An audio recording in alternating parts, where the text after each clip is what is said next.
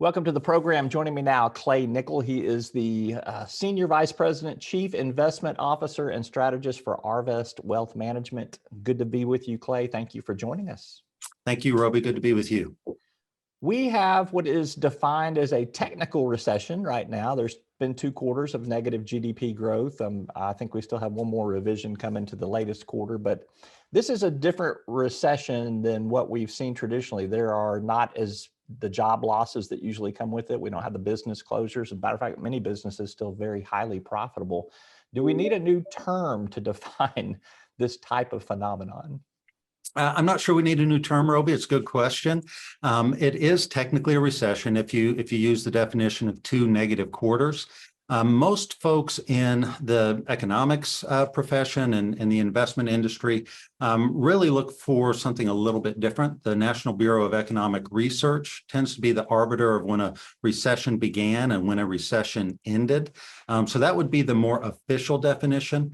The only problem is it comes out about a year after a recession has already begun or an extended period of time. And so it's not really a front-running indicator. Do we need a different definition? I think just about any definition will work. There were some anomalies in the first quarter GDP print that was negative. We are still in a situation where a lot of the economic data is tainted by just the abnormalities that occurred through the COVID pandemic. So while we see inventories and supply chains trying to catch back up, that created some of the issues that we had with that first quarter GDP, and quite honestly, could be revised away at some point in the future. A lot of that for us is irrelevant. I think you've hit the nail on the head. We still see a situation where employment is strong.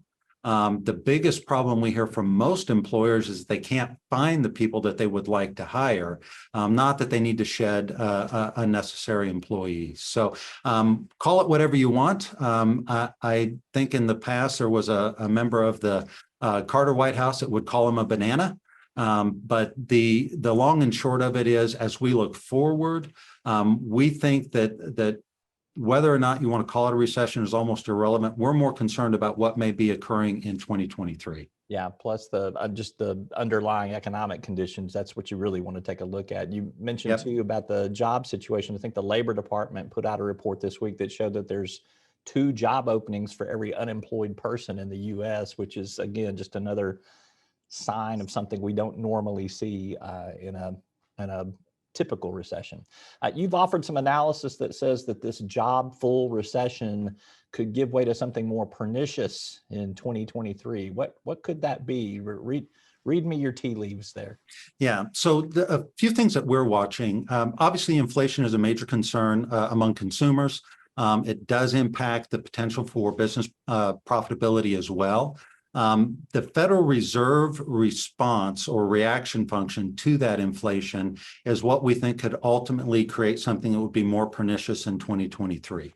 And I guess just to give a little context to that, so the Federal Reserve has a dual mandate of full employment. And as we've already discussed, the jobs picture is not a problem. The other part of their mandate is what is broadly defined as price stability. They need to fight inflation. The Federal Reserve had their Kansas City Fed hosted their annual Jackson Hole symposium, and Powell came out and that gave a very brief speech. And the summary of the speech was, hey, we said we were going to fight inflation and we really, really, really mean it. So as a result, it is very likely that they will continue to err on the side of being overly aggressive and raising interest rates.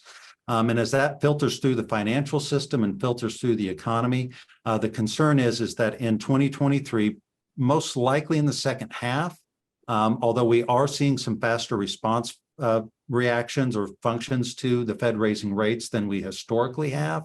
So it could be an earlier onset than that. But at some point in 2023, it's highly likely that the Federal Reserve, because they are being so aggressive, may over-tighten and create not just a technical recession, but something that we would experience as a fairly moderate, possibly a little deeper recession that begins in 2023.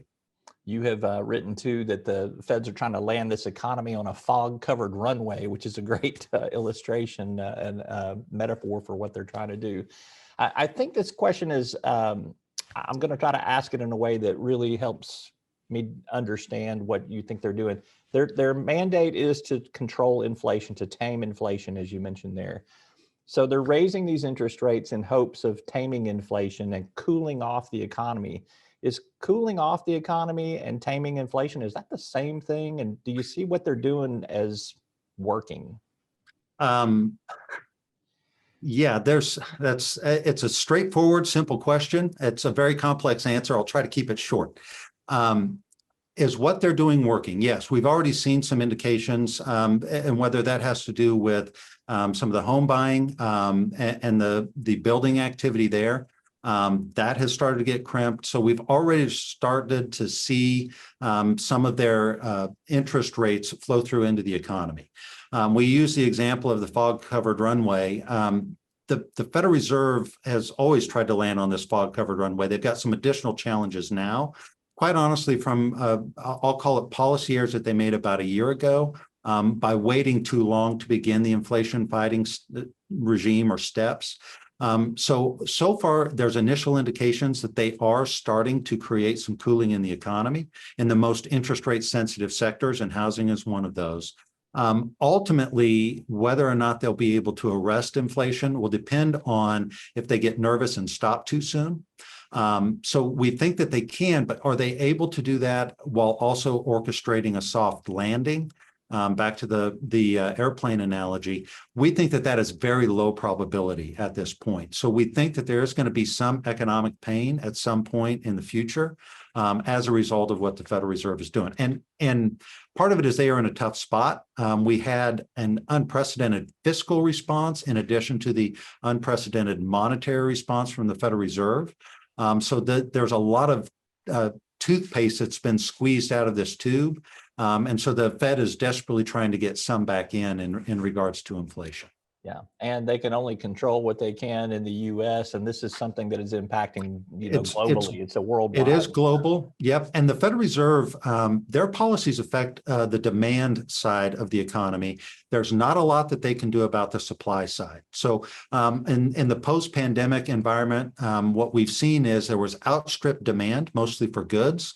That's now transitioning to services demand. At the same time that we've had a significant number of supply constraints.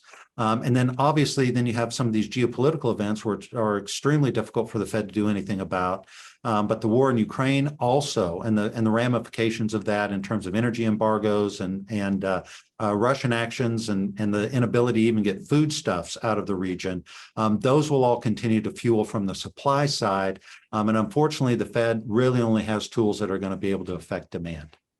All right, last question, general question for you, because I don't want to get you in any trouble with compliance here. So how do you advise your clients in this tricky investment environment? Yes. Well, and I should say we focus a lot on the portfolios. I'm part of the portfolio management group as much as anything. I have to give all due respect and credence to what financial planners do. So for most individual investors, probably the most important thing to do is to make sure that they have a comprehensive financial plan that speaks specifically to what their asset allocation should be. So that provides the roadmap. Now, within that roadmap, the way that we have been playing this is we have actually started to reduce some of the inflation hedges. A lot of the inflation hedges that you could add to a portfolio became relatively rich. We still hold some for a little bit of insurance if we continue to see persistent inflation. And we anticipate that the inflation picture could be with us for a little bit longer. Overall, because of the high level of uncertainty and the fact that a lot of the economic data is not trending, it's just kind of become a scatter plot. That level of uncertainty for us means that we don't want to stray too far from strategic asset allocation targets. We have made some shifts within stocks, within bonds, and within some of the other asset classes that we manage. But in terms of trying to guess the impact of recession by becoming extremely defensive in a portfolio, we think getting overly defensive or getting overly aggressive in this environment would probably be the biggest mistake. We think this is probably an environment where you need to keep those cards a little closer to the chest and stay closer to those strategic targets. All right, good information. He's Clay Nickel with Arvest Wealth Management. Always good to pick your brain. Thank you so much for sharing. Thank you, Roby.